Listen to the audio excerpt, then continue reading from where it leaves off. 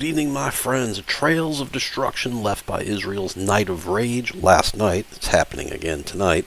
Hundreds of buildings in Gaza are turned to rubble by airstrike blitz with IDF troops still inside Enclave in a rolling start to invasion as more tanks line up on the border. Now, I don't have a side here. I think this is looking more and more like a war crime and may get worse, but we'll see. The U.S. government is lock, stock, and barrel on the side of Israel. I know why. We'll get to that. But the U.S. government and the American people are not the same. We hate the U.S. government as well because they are incompetent and malevolent, my friends. And they totally stole the 2020 election. So they're basically unelected, evil, malevolent incompetence. So I know the blowback is going to come for the United States, the American people, not the government. So I hate to see blowback and I hate to see escalation. You're starting to see a little bit of both. So let's just go. This is Daily Mail. We're just going to look at some of these pictures. These are propaganda, my friends, on both sides, mind you. So rubble. Think of the women's, my friends, the women's. That's why we must stop this. I would agree. This is going to be bad, I think. Think of the women's and the children's, my friends. Little baby Gazan. So the Israeli troops, again, propaganda on both sides. More below. Aid. I'd like to see aid getting to the people.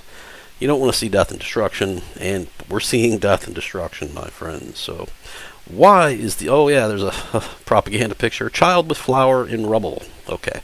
Why is the United States in lockstep with Israel? There's tons of Jews in the Biden administration. So Ron Klain, he left, replaced by Jeff Zients, also a Jew, fellow tribe member.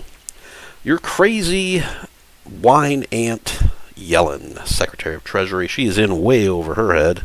Cuban Jew Mayorkas, that dude needs to get impeached at once. Come on, show me something, anything. Tony Blinken, Secretary of State, God, we're fucked. And Merrick Garland, weaponizer of the Department of Justice, and he's the Attorney General. So Walensky, we kicked her ass to the curb. Who else we got in here? Richard Levine. Pretends he's a woman. Gary Gensler, he has the face that basically most pedophiles would agree on. So there has that definite pedo look. Rahm Emanuel, Barack Obama's dick-sucking friend from Chicago, and so on and so forth. Jews are only 2% of the population. Somehow like 40% of the government is Jews. In the Senate, my friends, there are 8 Democrats, 1 independent. Oh, correction, Dianne Feinstein checked out, replaced by a black woman. Didn't even get replaced by a fellow tribe member, which was curious. Stolen Valor, Dick Blumenthal. Bernie Sanders, thank God he didn't even sniff the presidency. He was robbed in 2008, I believe, also. No, he was robbed in 2016, thank the Lord. And Cuck Schumer. So on the House side, who are some of the most notable ones over here? Documented liar Jerry Nadler, documented liar Jamie Raskin, who I believe pretended to have cancer, which is demonic, by the way. And documented liar Adam Schiff, as well as mophead Debbie Wasserman Schultz. Change the oil in your hair, Debbie. So this is what the Americans think of it, and Europeans as well. Hundreds and thousands rally across cities to support Palestinians. Now, I don't know why leftoids lumped in Muslims and transgender people, but they did. I mean, it's a very curious marriage of those two, because Muslims and transgenders and gays don't really get along outside of, in the Arab world. They'll just say that. So let's see. This is from London. Hundreds of thousands rallied in cities in Europe, in the Middle East, and Asia on Saturday to show support for Palestinians as Israel widened its air and ground offensive. One of the biggest marches in London. Large crowds marching through the capital, demanding the Prime Minister Rishi Sunak's call for a ceasefire. Isn't he a Muslim? No, he may be a Hindu. I'm not sure. Okay, blah, blah, blah. They're about protecting Palestinian lives. 3 weeks ago, they didn't give a shit about Palestinian lives. And probably in maybe 3 weeks, they won't give a shit about them again. So the Palestinian Health Ministry, whenever you see that, or Gaza Health Ministry, just immediately translate that in your head, Hamas. So they're reporting 7,600 dead. Don't buy it. So the Israeli response has prompted anger, particularly in the Arab and Muslim countries. That could also provide the escalation and blowback, what I'm talking about. In Malaysia, a large group of demonstrators chanted slogans outside the U.S. Embassy in Kuala Lumpur, addressing hundreds of thousands of supporters. In Istanbul, Turkish President Tayyip Erdogan said Israel was an occupier. We'll get to more about what he had to say in a minute, and repeated his stance about Hamas not being a terrorist organization. Okay, I lean towards disagreeing, and he called Hamas freedom fighters. Yeah, one group's freedom fighters is another group's terrorists. So Iraqis held a rally in Baghdad, and in the West Bank. Okay, blah blah. Europe, people took to the streets of Copenhagen, Rome, and Stockholm. Some cities of France have banned rallies since the war began, fearing they could fuel social tensions.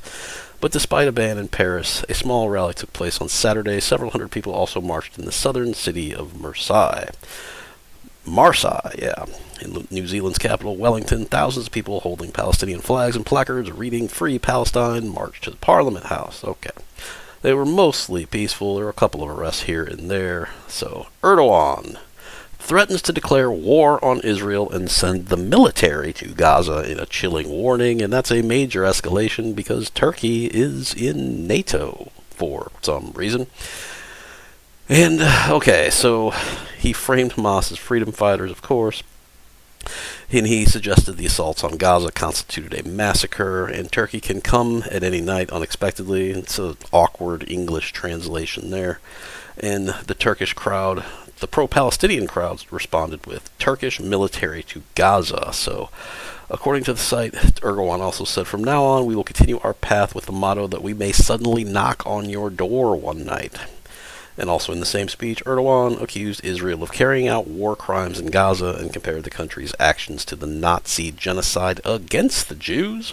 Somewhat ironically, Iran getting in on the action. They are launching war games with 200 attack helicopters and missiles as Israel tensions rage and U.S. warships gather in the Mediterranean. Yes, the board is being set and the pieces are moving, so Iran says they are ready. So here we go. Next, new House Speaker, Russia, China, and Iran are the new axis of evil. Get the fuck out of here with this bullshit. They're channeling George W. Bush, one of the worst presidents in the history of our country. Get some new marketing, people. Come on, it's been 22 years for that. Get something new. Or maybe they want to bring up George W. Bush. Maybe in leftoid standards, he's being regarded as a middling to good president? No. I remember history, so... IDF strike also kicking up in Lebanon. They strike Hezbollah sites in Lebanon after fresh missile and rocket attacks. Things are getting hot. Things are escalating quickly. So let's just see what Al Jazeera has to say. And they're interviewing some Palestinian guy. Imagine my shock. Now, Al Jazeera is sometimes decent coverage about certain topics. This is not one of them. So... yeah, they are definitely in the bag for Hamas. I don't have a side here. It needs to kind of calm down. I wish it would calm down, but I don't think it will anytime soon. And my God, they're the biggest blowback and escalation. The biggest unknown is the blowback part, because the United States' southern border is wide open. They claim 8 million illegals are here. I think it's more like 20 million, and there could be hundreds of thousands of potential terrorists and operating in cells of unknown location and number all across the United States, because our immigration system is completely fucked up, and they lost track of God knows how many people. I don't even think they care anymore. So, and Europe has the same problem with no-go zones in a lot of major European cities, and they're starting to realize that, maybe trying to fix your demographics problem by importing a bunch of non-integrating Muslims was a bad idea, and we'll see if there's ever a great deportation. We shall see. So that's it. That's all we're going to do. If you like my content, hit subscribe, hit the like button, hit the notification bell, leave me a comment. I read all the comments, my friends. Pick up some non-perishable food, and God bless.